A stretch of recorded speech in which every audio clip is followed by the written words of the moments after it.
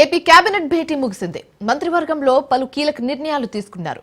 నిషేధిత జాబితా నుంచి అక్రమంగా తొలగించిన భూములపై కేబినెట్ సబ్ కమిటీ ఏర్పాటు చేస్తూ నిర్ణయం తీసుకున్నారు. ఇక దాదాపు 7 లక్షల ఎకరాలు నిషేధిత జాబితా నుంచి తొలగించారు. భూములపై అధ్యయనం చేసి కేబినెట్ సబ్ కమిటీ నివేదిక ఇవ్వనుంది.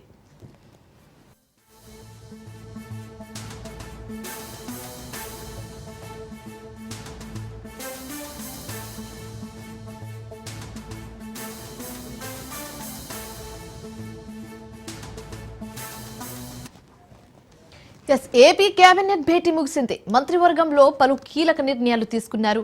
నిషేధిత జాబితా నుంచి అక్రమంగా తొలగించిన భూములపై కేబినెట్ సబ్ కమిటీ ఏర్పాటు చేస్తూ నిర్ణయం తీసుకున్నారు. ఇక దాదాపు 7 లక్షల ఎకరాలు నిషేధిత జాబితా నుంచి తొలగించారు.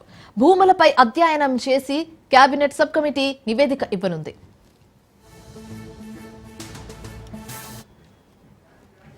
ఇదే అంశానికి సంబంధించి తాజా సమాచారం మా కరెస్పాండెంట్ క్రాంతి ఫోన్ ద్వారా అందిస్తారు.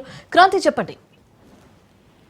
శివాని, ఏపీ కేబినెట్ కొద్దిసేపటి క్రితమే ముగిసింది. ముఖ్యమంత్రి నారా చంద్రబాబు అధ్యక్షతన జరిగిన ఈ కేబినెట్ సమావేశంలో పలు కీలక నిర్ణయాలకి ఆమోదం లభించింది. ప్రధానంగా ధాన్యం సేకరణకి సంబంధించి లోన్ కోసం మార్కెట్ కి అనుమతిస్తూ కేబినెట్ ఆమోదం తెలిపింది. ఇక గ్రామ వార్డు సచివాలయ ఉద్యోగ వ్యవస్థ పైన చర్చ జరిగింది. దీనికి సంబంధించి చర్చలో కొంత సవరణలకి సంబంధించి కూడా చూపించారు. దీంతో పాటు 62 నియోజకవర్గాల్లో అన్నా క్యాంటీన్ల ఏర్పాటుకి సంబంధించి నిర్ణయం తీసుకోవడం జరిగింది ఏపీ కేబినెట్. ఇక ధాన్యం కొనుగోలు కోసం 700 కోట్ల రూపాయల రుణం తీసుకునేందుకు ఏపీ మార్కెట్ కి ప్రభుత్వ హామీ ప్రతిపాదన పైన కేబినెట్ అనుమతి లభించడం జరిగింది. గ్రామ వార్డు సచివాలయ ఉద్యోగుల రేషనలైజేషన్ సంబంధించి ప్రతిపాదన పైన కూడా చర్చ జరిగిన నేపథ్యంలో గ్రామ వార్డు సచివాలయాల్లో రియల్ టైమ్ గవర్నెన్స్ వ్యవస్థ ఏర్పాటుకు సంబంధించి కూడా చర్చ జరిగింది. ఇక మరోవైపు ఫెర్రో ఎలాయిస్ పరిశ్రమకు సంబంధించి ఎలక్ట్రిసిటీ డ్యూటీ టారిఫ్ తగ్గింపు ప్రతిపాదనకు సంబంధించి కూడా కేబినెట్ ఆమోదం తెలిపింది.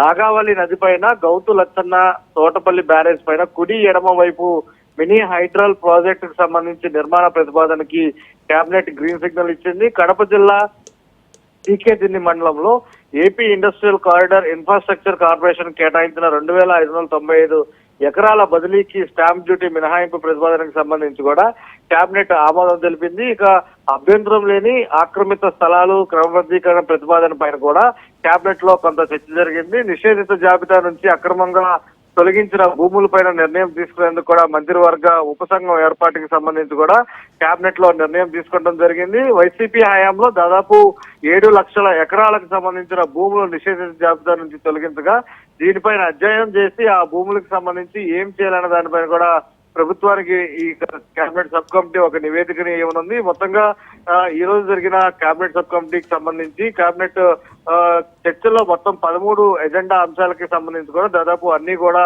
కేబినెట్ లో ఆమోదం లభించాయి. ఇతర అంశాలకి సంబంధించి కూడా చర్చించిన నేపథ్యంలో పూర్తి స్థాయిలో వీటన్నిటికి సంబంధించి కూడా కొంత చర్చ అయితే జరిగింది. దాంతో పాటు సచివాలయం ద్వారా మెరుగైన సేవలు అందించే లక్ష్యంతో 1.27 లక్షల మంది సచివాలయ ఉద్యోగుల్ని రేషనలైజేషన్ చేయాలంటూ కూడా కేబినెట్ లో నిర్ణయించడం జరిగింది. ఇక సూపర్ 6 పథకాల అమలుపై కూడా కేబినెట్ లో చర్చ జరిగిన కొంతమేర సమాచారం అందుతుంది. ప్రధానంగా మహిళలకి ఉచిత బస్సు ప్రయాణం పథకం అమలుపైన కూడా కొంతమేర చర్చించడం కూడా జరుగుతుంది. గీత కార్మికులకు సంబంధించి 10% మద్యం షాపుల ప్రత్యేకంగా కేటాయింపు పైన కూడా కేబినెట్ లో చర్చ జరిగింది. పూర్తి స్థాయి ఈ చర్చ అనంతరం కూడా అటు కేబినెట్ ముగిసిన అనంతరం మంత్రులతో ప్రత్యేకంగా చంద్రబాబు సమావేశం అవడం జరిగింది. వారితో చర్చించి తాజా రాజకీయ పరిణామాలు కావచ్చు, ఢిల్లీకి సంబంధించి రాష్ట్రానికి వస్తున్న నిధులు, అదేవిధంగా సంక్షేమ పథకాలు అన్నిటిపైన కూడా మంత్రులకి ఒక దిశానిర్దేశం అయితే చంద్రబాబు చేశారు. Shivani, right, thank you Kranti.